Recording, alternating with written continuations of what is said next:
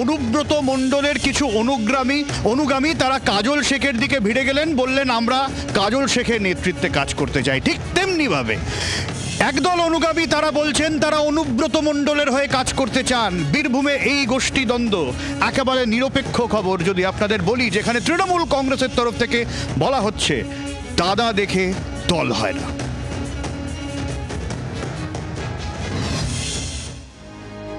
ভাবছেন কাদের কথা হচ্ছে? এখানে কে অর্থাৎ কেষ্ট এবং কা অর্থাৎ কাজল শেখ।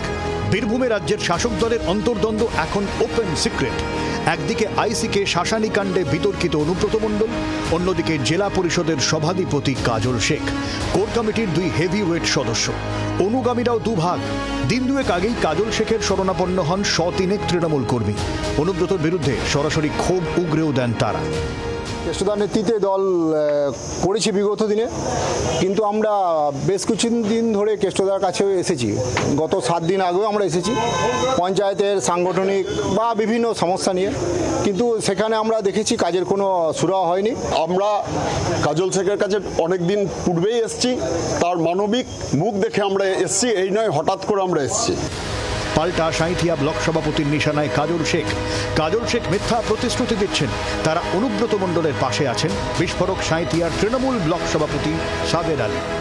মানুষ সিদ্ধান্ত নেবে যে কেষ্ট মণ্ডল বীরভূম জেলাতে যে 11টা সিট আছে, কেষ্ট মণ্ডল ছাড়া জিতানোর ক্ষমতা কারোর নেই। যারা ফলি মারছে, মিথ্যা কথা বলছে, তারা সাময়িক ব্যবসা করছে দলটাকে নিয়ে।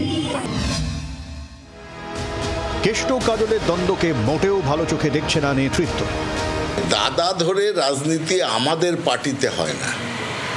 আমাদের পার্টির যে নীতি, আমাদের পার্টির সর্বময় কর্তৃত্ব, সর্বময় নেত্রী হচ্ছেন মমতা বন্দ্যোপাধ্যায়। দেখুন, কাজল অনুব্রত এগুলো আসলে চামচা বেলচা, এরা আসল নয়। লড়াইটা হচ্ছে পিসি বানাম ভাইপো। কাজল শেখ হচ্ছে ভাইপোর লোক, অনুব্রত মণ্ডল হচ্ছে পিসির লোক।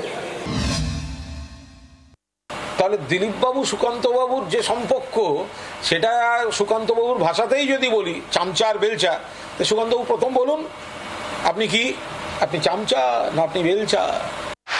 এই আবহে কলকাতায় অনুব্রত ও কাজল শেখকে তলব নেতৃত্বের। সূত্রের খবর 14 জুন 21 জুলাইয়ের প্রস্তুতি সভার জন্য এই তলব। কোর কমিটির বাকি সদস্যদেরও আসতে বলা হয়েছে। 26-এর বিধানসভা ভোটের আগে তৃণমূলের নজরে 21 জুলাই 14 জুন বৈঠকে বসছে তৃণমূলের রাজ্য কমিটি। সব জেলা সভাপতি চেয়ারম্যানদের বৈঠকে তলব। সাংগঠনিক বেশ কিছু বিষয় নিয়েও আলোচনার সম্ভাবনা। বৈঠকে কেষ্ট কাজলকে কি কড়া বার্তা দেওয়া হতে পারে? রাজনৈতিক মহলে জল্পনা শুরু। ব্যুরো রিপোর্ট, জি 24 ঘন্টা। বাংলার আওয়াজ, বাঙালির আবেগ, জি 24 ঘন্টা।